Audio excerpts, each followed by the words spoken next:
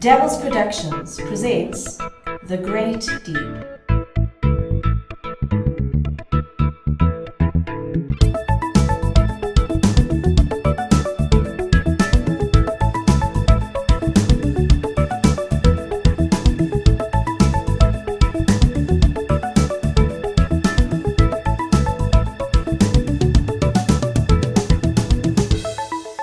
So here's my brother from another mother, Roberto Hemmero, joining me on the Great Deep podcast. Roberto, welcome. Thanks for your time, man.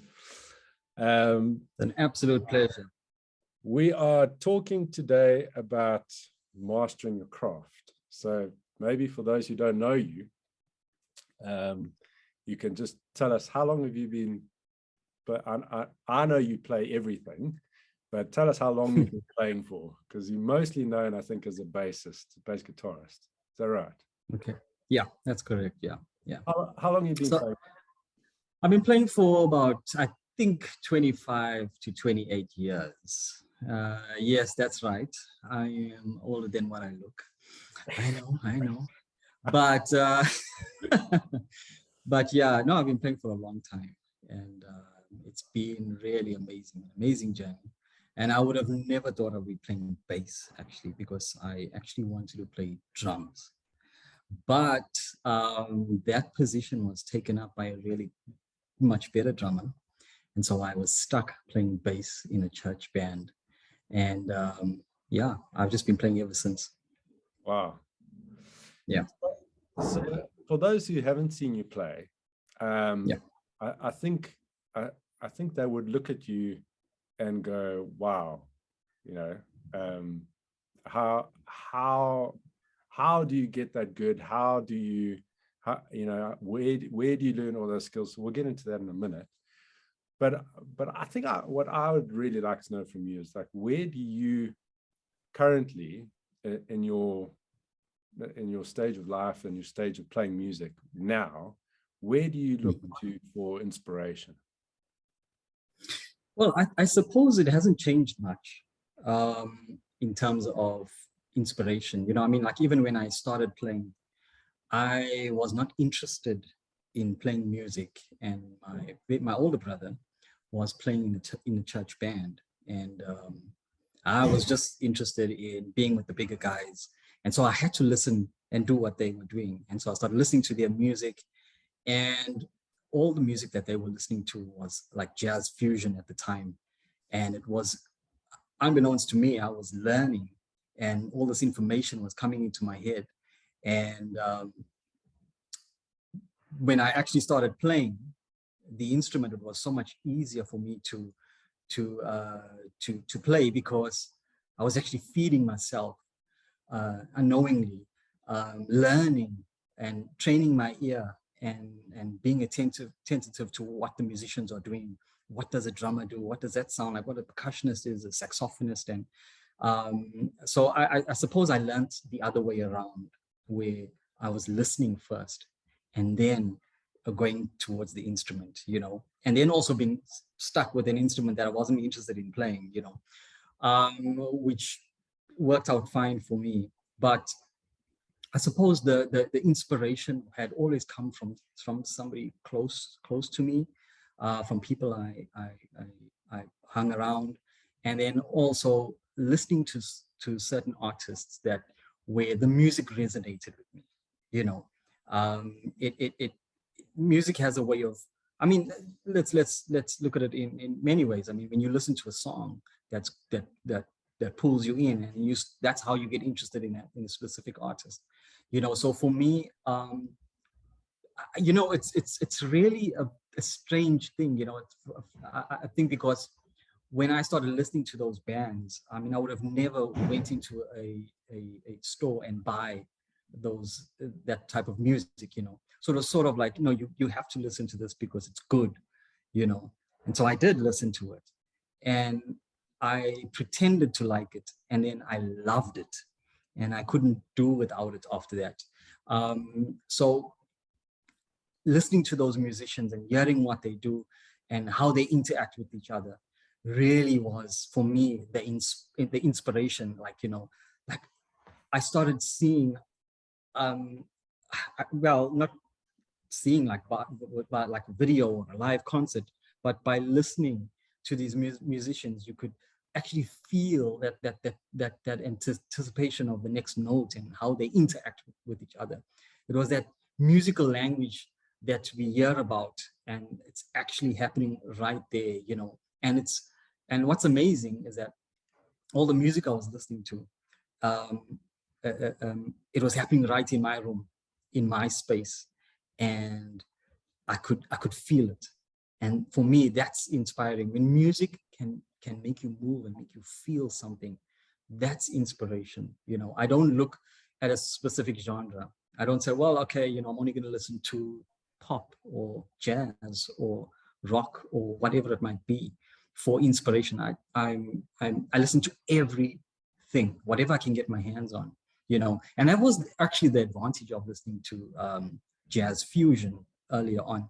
It's a fusion of so many different styles of music, and musicians who come from different backgrounds, who are now bringing in and fusing their backgrounds and their cultures.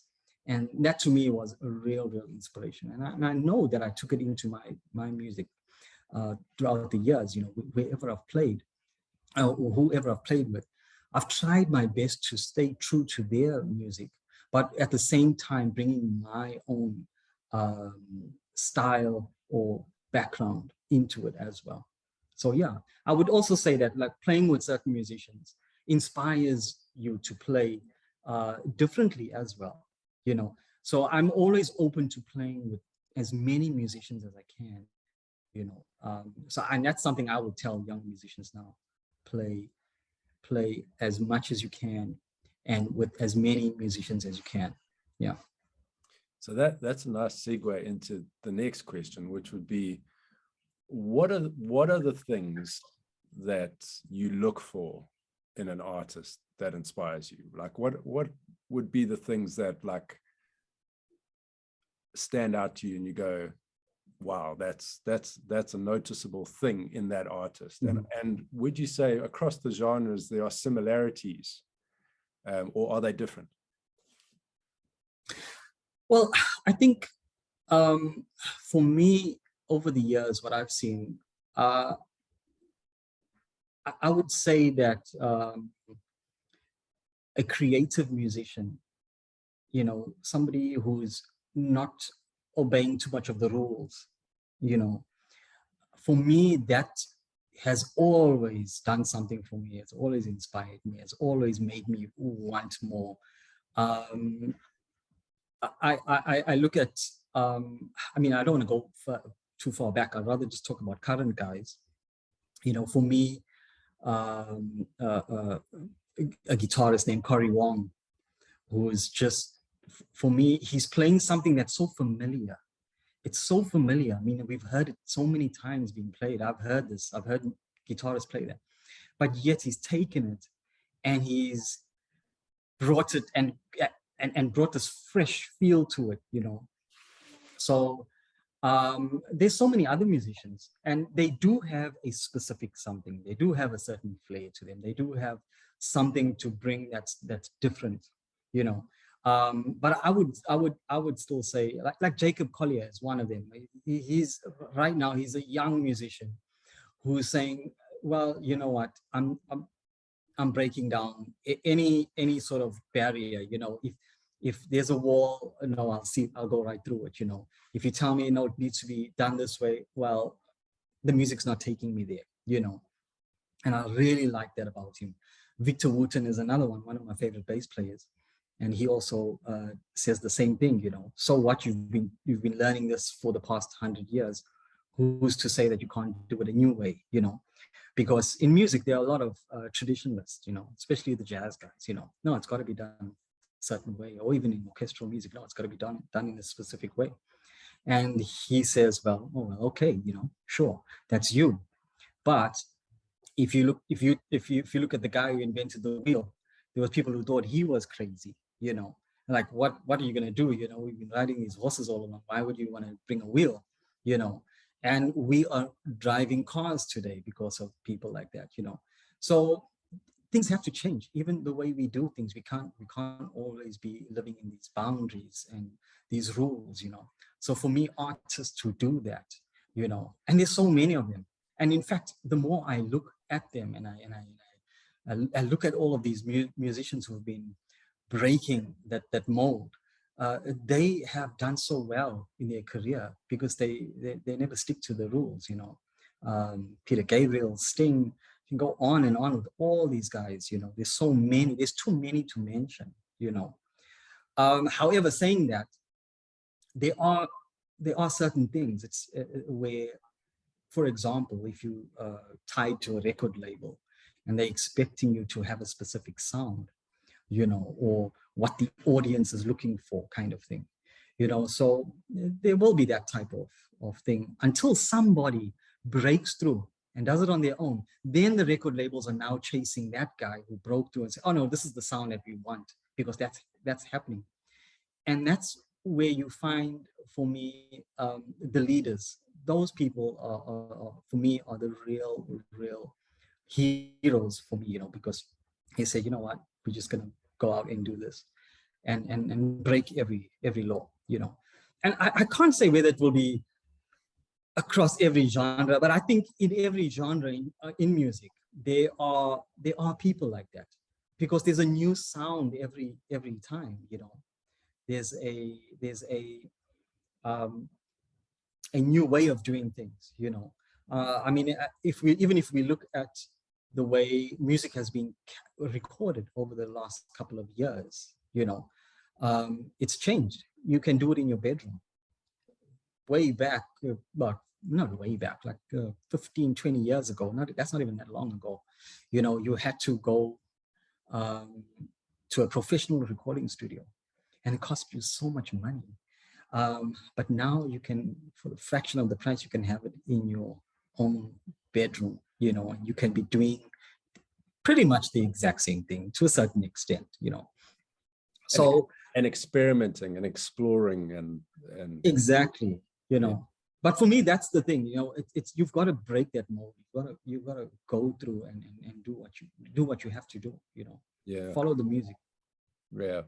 Now, if you let's say you're aspiring musician at whatever stage, and like you want to reach a Cory Wong level, or you want to reach I mean, heaven forbid we all become Jacob Colliers. Can you imagine how chaotic Yeah. it would Oh be? my gosh.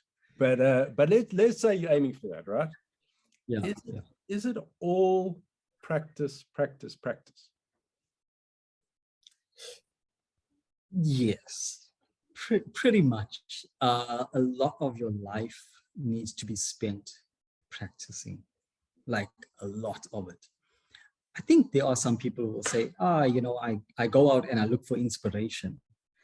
And, you know, and I've also heard some artists say that, you know, spend more time with your friends and it'll help you with your writing. Maybe that's true for him, you know. However, if you only know 3 chords, you're only going to be able to write a song with 3 chords. It does not matter. You can get all the inspiration to write the best lyrics, but you'll only be doing it with 3 chords. So as a musician, it's different. I believe in being above the music. Now, when I say that, I'm simply meaning that you should know more than what you're currently playing. You know, you should have a better understanding. You should have a good, solid understanding of what you're playing, a good command of it, and the only way you're going to get there is by practicing, putting in the hours. But I would also like to say that I've done that. I would practice till 2, sometimes 3 in the morning. I used to do this for years. However, with my age, I've stopped that craziness. I have no choice. I'm forced to like just stop, you know, like 12 o'clock, like, yeah, you know, pushing it now, you know. But what I found is that if I don't have structure to my rehearsal time, my private practice time, if I don't have a structure to it, it's pointless. So I can't just be practicing the same thing every single day. You know, I gotta have certain things in place So for any musician who's out there who thinks, no, as long as I just practice these songs, I'm just going to get better. No, no, no. You have to learn certain chords, and there's a certain way of learning it. You have to practice your scales. You have to practice your ear training, for example, So there's many things that you actually have to do. So structured practice, I would say, yes, absolutely. You have to do that. Yeah. So would you say it's more important to work smarter in that way? And I suppose for you, you've got the benefit of being able to see, now with a lot of experience, you can say, okay, well, let's work smarter, not just hard until 2 or 3 in the morning. Let's actually put some parameters in place. Where do you find that sort of stuff? You don't know what you don't know. Right. Where do you get the information from? Yeah. All right. So look, there's many ways. You could actually go to a teacher. Right. You could go to YouTube. There's on internet has a whole lot of things available for you to learn different scales, how to apply it. I mean, it's absolutely, what's amazing is the kids these days are being literally spoon-fed. Back in the day, we did not have access to any of this information, and we had to try and figure it out. You go to the library, and then you will need to, it's even difficult to understand the language, to understand what is being written down, So it actually forces you to go and actually go to a teacher and learn theory, all of which I didn't do, but I would say, if you have that opportunity, please take advantage of it. But for me, if you have somebody who could guide you and help you and teach you, I would definitely go that route. I mean, the stuff that's available online is good, and there's a lot of it. But what do you choose? You have to have somebody to guide you along the way.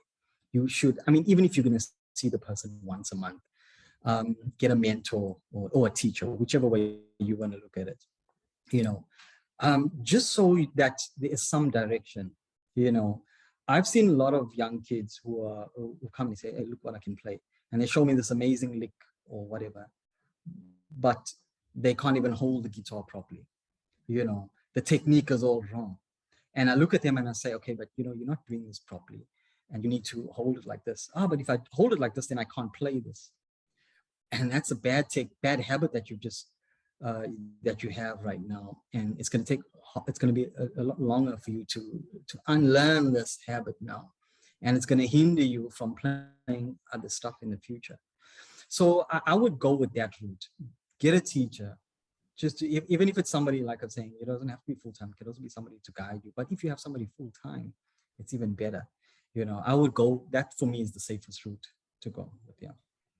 And that obviously gives you a very nuanced and individualized kind of, trajectory as well. Absolutely.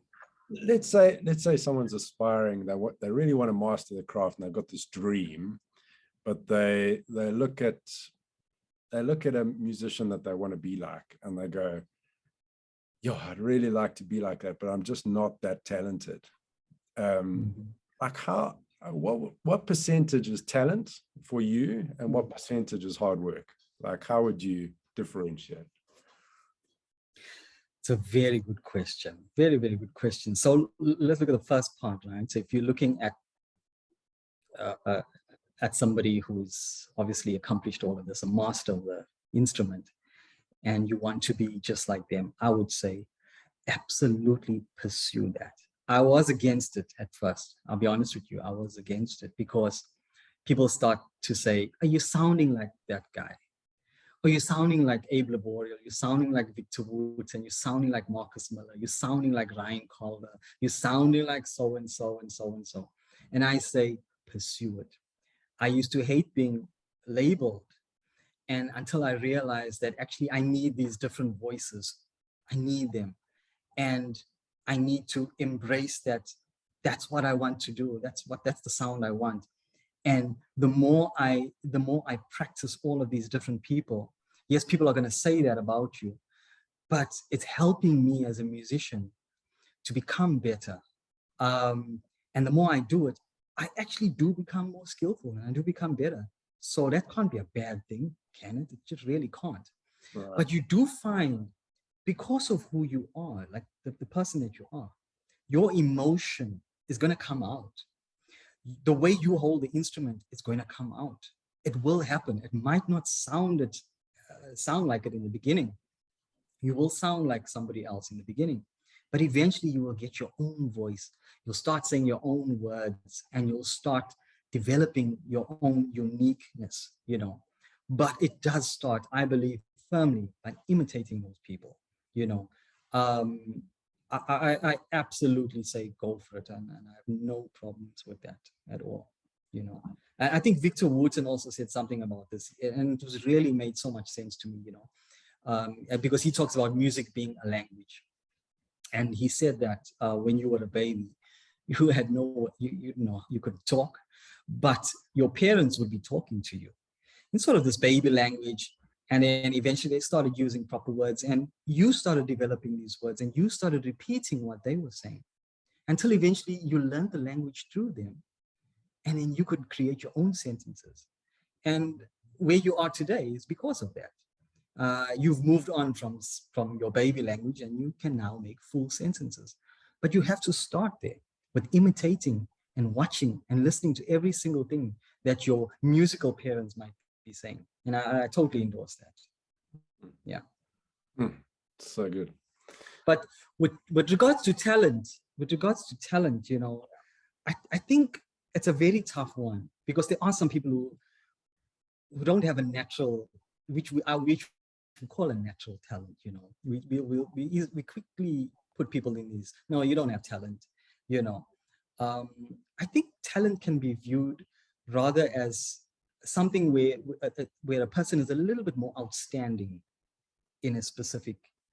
Well, with anything, you could be a person who's an athlete. You know, there's a lot of athletes, but there's that one guy. He's like just has this little bit of an extra, and he seems to be more talented than the rest.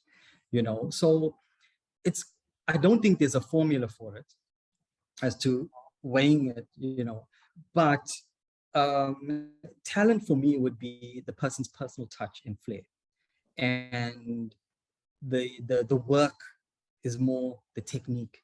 You know, a technique is not a talent. You know, a technique is that hard work that you put in. You know, if there are times when I'm not a guitarist, but I can pick up the guitar and I could learn a certain technique and master it. And other guitarists will look at me and say, wow, that's amazing. But they don't know that I really suck at playing guitar, you know. But because of their technique, it's not a talent. It's just me putting in the hard hours of learning that technique. So that's hard work. But talent, it's a very tough one to say. Yeah. Yeah, and that's interesting how you phrase that. If it's like a natural aptitude for you to go that way, that's it. Yeah. Then maybe that's kind of what we're talking about. But I think if you're saying something's unreachable, well, I don't know. I think you and I would probably encourage most people to, no, it's not unreachable. Go for it. You know? No, absolutely not. And yeah. You know, I still say that everybody should pick up an instrument. Everybody, you know. 100%, I don't have a talent for it. No, pick it up. Because that's where that hard work or that technique comes into play. And you can definitely do it. But yeah, there are talented musicians, you know, who have that flair. Yes, yeah.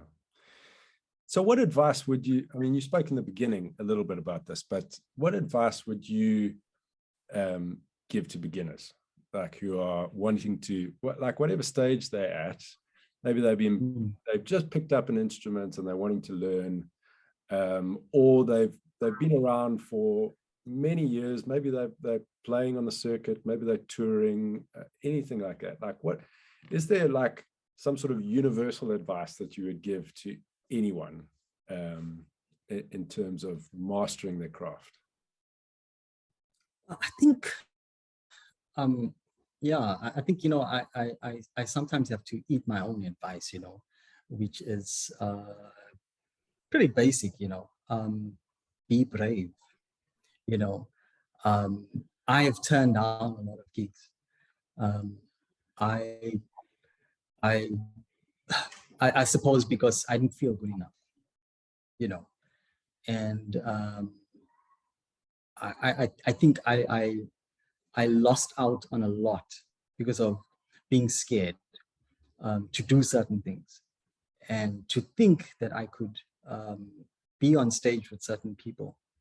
And I regret it. I have regrets. And I would rather would tell musicians now who are still young, who are still upcoming musicians to be brave, take the gig, do it. Just go for it. If it's a different experience, do it. If it's out of reach in terms of your abilities, those musicians know when it's really out of your depth, and they wouldn't ask you. But if they're asking you, they already believe that you are capable of doing it. It's you who needs to be brave and actually say, yeah, I'm going to take it. Even if you're going to mess up, take it, do it. Because for me, I've always learned from playing with so many musicians. I mean, even being in your band, I've learned so much.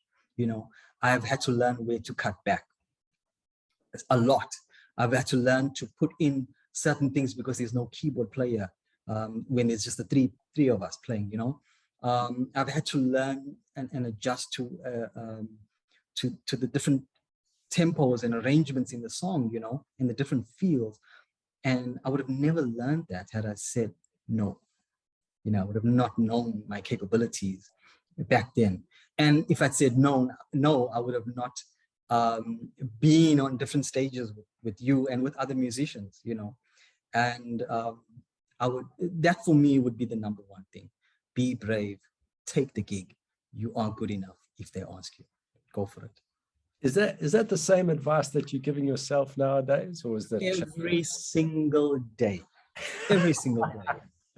I tell you, I get asked by so many different musicians, hey, why don't you come and play? And I look at these guys and I'm saying, there's no way I can play with these guys. I'm not on their level, and I dish out this information, this like be brave stuff. And I'm like, you can do what you got. But for me, it's also the challenge. I've got to go like, okay, so if I do this, I literally have to learn what they've been doing for the last 20 years. I've got to do it in 2 weeks kind of thing, How do you do that? How do you do that, The truth is they're not expecting you to know everything. But there's still that element of, yeah, I'm going to mess up, and I don't want to mess up. I've been trying to be so good at what I'm doing, as best as I can, and then now this one gig is just going to crush me, no, just do it. I say, just be brave and do it. And I have to tell myself that. Yeah, because I get asked by a lot of musicians, a lot of really amazing musicians, guys who are on serious levels, and I have to try and keep up with them, and it's really, really tough. But if they believe already that you are capable of it, half the job is done already. For sure. Well, that is a great note to, I think, end off on. Berta, I love your adventurous spirit and also all your perspective and your wisdom. So thanks very much for joining us here today. Where can people find you if they are looking for you online? You've got a YouTube channel. I know that. I do have a YouTube channel. Yeah. It's called Berto Bass, I think. Or you can find me on Facebook.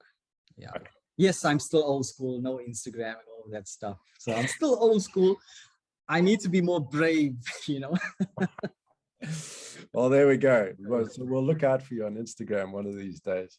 One of these days, But Rob, thanks very much. I really appreciate it, buddy. Absolute pleasure. Thanks so much.